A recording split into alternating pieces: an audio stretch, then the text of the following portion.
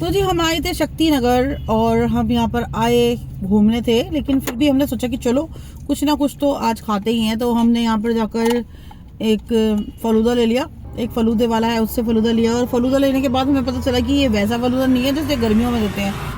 तो चलते हैं दुकान पर और देखते हैं कि इनके पास फलूदा है या नहीं है, क्योंकि गर्मियों में तो फलूदा देते हैं लेकिन सर्दियों का पता नहीं था हमें। तो सर्दियों में मैं पहली बार आई हूँ और अब देखते हैं। मेन्यू में मुझे फलूदा कहीं नज़र नहीं आ रहा, ध्यान से देखना पड़ा है। मेन्यू भी ऐसे चिपका के रख रखा है इन्होंने।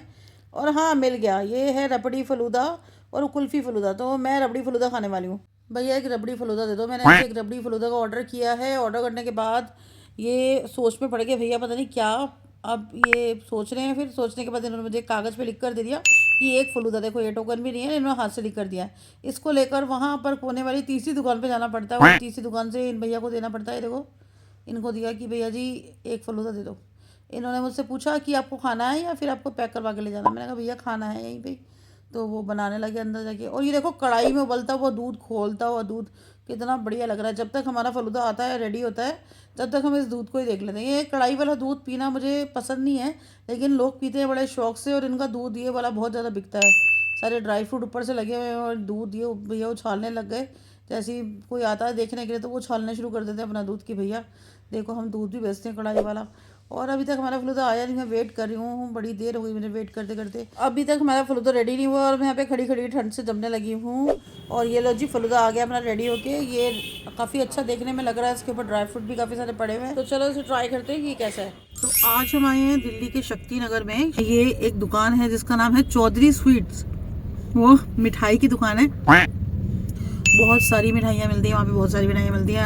अभी मिठाई की एक एक करके वीडियो भी बनाई है इतनी सारी। और यहाँ पे फलूदा बहुत ज़्यादा फेमस है। गर्मियों में यहाँ पे बहुत ज़्यादा भीड़ होती है, मगर इस टाइम ठंड है इसलिए इन्होंने फलूदा वगैरह का काउंटर बाहर लगा नहीं रखा। लेकिन हमने इनसे आज भी एक रबड़ी फलूदा लिया है जिसको कि रिजनेबल प्राइस है, कोई बहुत ज़्यादा नहीं है मैं इसका महंगा। तो ये रबड़ी फलूदा है,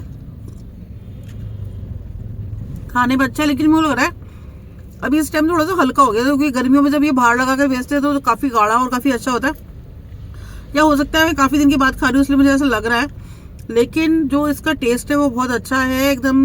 जितना मीठा होना चाहिए उतना ही मीठा, मतलब बहुत ज़्यादा तेज की मीठा नहीं है, बहुत ज़्यादा आर्टिफिशियल इसमें कुछ दिख नहीं रहा। इनकी रबड़ी बहुत अच्छी है, ठीक है, खाया जा सकता है। और इस फलूदे का मैं प्राइस बता दूँ, इस ग्लास का जो मेरे हाथ में है इसका प्राइस सिर्फ 80 रुपये है। 80 रुपये में अच्छा कुल्फ़ी फलूदा मिलना थोड़ा सा मुश्किल है, वरना जो प्राइस होती है कुल्फ़ी फलूदे का वो 100 से लेके 120 रुपये तक होती है नॉर्मल दुकानों पे। जो इस तरीके की दुकान होती है जो कुल्फ़ी फलूदा, रबड़ी फलूदा ये सब चीज़ें देते हैं। ड्राई फ्रूट जैसे जो होते हैं थोड़े बहुत वो थे। और मतलब गर्मी वाला मेरे को एक्सपीरियंस नहीं हुआ, गर्मी वाली मेरे को फीलिंग नहीं आई, क्योंकि हो सकता है उस टाइम ये स्पेशल काउंटर लगा कर रखते हैं।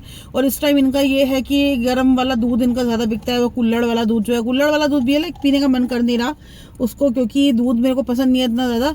फिर कभी ट्राई करेंगे जब हम ये सोच के आएंगे कि हम दूध ही पियेंगे, उस हिसाब से हम आएंगे जब जाके बात बनेगी।